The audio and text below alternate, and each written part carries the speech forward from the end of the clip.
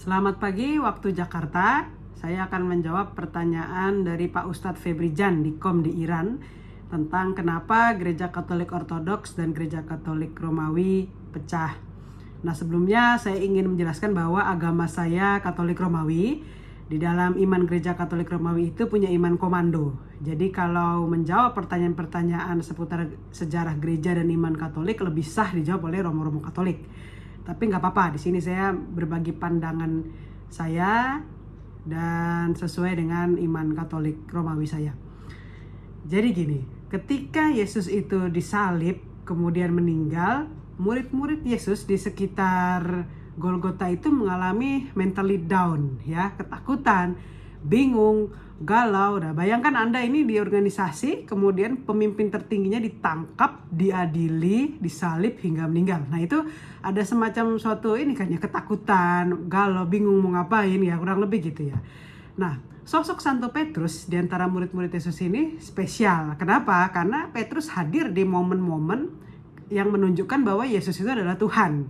Momen pertama ketika Petrus ini ditanya gitu ya oleh Yesus, menurutmu siapakah aku ini? Yesus tanya gitu ya ke murid-muridnya dan Petrus salah satu yang menjawab. Momen kedua ketika Yesus ini berjalan di atas air, Petrus ini takut Yesus itu jatuh, kemudian mau ditolong. Nah, akhirnya Yesus kan bilang, percayalah aku. Momen ketiga ketika Yesus bertanya ke Petrus, apakah kamu mencintai aku? Nanyanya 3 kali dan ini menunjukkan ada sebuah filsafat cinta yang bertingkat. Kemudian momen yang keempat itu ketika Petrus mengkhianati Yesus. Ketika Yesus itu ditangkap, Petrus menyangkal Yesus sampai 3 kali sampai ayam jantan berkokok. Kemudian momen yang kelima ketika Petrus itu meminta jatah kepada Yesus. Jadi kan Yesus ini kan raja bangsa Yahudi, tapi kerajaannya itu bukan di bumi gitu ya, di surga. Dan hal ini belum dipahami pada waktu itu oleh murid-murid Yesus gitu, sehingga Petrus nanya gitu, Tuhan kalau Tuhan sudah jadi raja, saya dapat apa? Pangkat saya nanti apa gitu lah kurang lebih. Jadi sifat-sifat Petrus yang berani, kemudian setia, dan juga kelemahan-kelemahan Petrus ini tetap menjadikan Petrus sosok yang spesial gitu. Dan ketika Yesus berkata kepada Petrus, apa yang kamu lepas di bumi akan kulepas di surga, dan apa yang kamu ikat di bumi akan kuikat juga di surga. Ini semacam wujud legitimasi bahwa memang Yesus menunjuk Petrus sebagai pimpinan pertama gereja Katolik. Nah, gereja itu kan pada waktu itu gereja awal adalah mereka yang berkumpul, berdoa dan pasrah ya di momen-momen ketika Yesus ini setelah disalib.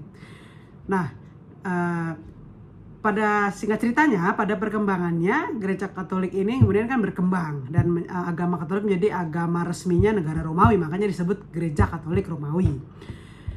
Sebetulnya pecahnya itu kalau boleh saya katakan bukan pecah ya, tapi semacam miskomunikasi itu terjadi di abad 13. Itu abadnya perang, masa abad pertengahan. Jadi kalau kita kirim surat aja bisa sampainya berbulan-bulan pada waktu itu, dan memang banyak perang, konflik saudara, kemudian perjanjian politik. Nah, pada waktu itu gereja Katolik ini yang sudah berkembang bahkan di luar kekaisaran Romawi ini susah memiliki akses kepada pimpinan gereja Katolik Romawi pada waktu itu gitulah ya kurang lebih. Jadi komunitas-komunitas gereja Katolik di daerah-daerah timur terutama Bizantium itu akhirnya membentuk paus sendiri. Nah, yang paling besar cakupannya memang paus gereja Katolik Bizantium, karena kan kerajaan Bizantium itu cakupannya luas. Kalau secara iman tidak ada perbedaan antara gereja Katolik Ortodoks dengan Romawi. Hanya disebut Ortodoks itu kan hanya karena teman-teman gereja Ortodoks ini mempertahankan tradisi-tradisi budaya lokal. Contohnya tanda salibnya 3 kali, masih memakai lilin besar, kemudian kerudung ataupun sajadah. Hal-hal seperti ini yang masih dipertahankan dan itu enggak masalah gitu ya. Hal yang paling saya ingat dan yang paling sering saya kutip di dalam hubungan antara Ortodoks dengan Romawi adalah pada tahun 2008 ketika terjadi perang saudara Georgia. Itu paus-paus gereja Katolik Ortodoks berkumpul kemudian menemui paus gereja Katolik Romawi. Karena kan secara politik di struktur Perserikatan Bangsa-Bangsa, paus gereja Katolik Romawi itu adalah observer resmi di Majelis Umum PBB. Nah, hal ini wajar gitu ya, dan tanpa didatangi juga paus gereja Katolik Romawi punya kepekaan sosial dan memang sering melawan ketidakadilan yang terjadi gitu ya, dan sering melakukan inisiatif perdamaian.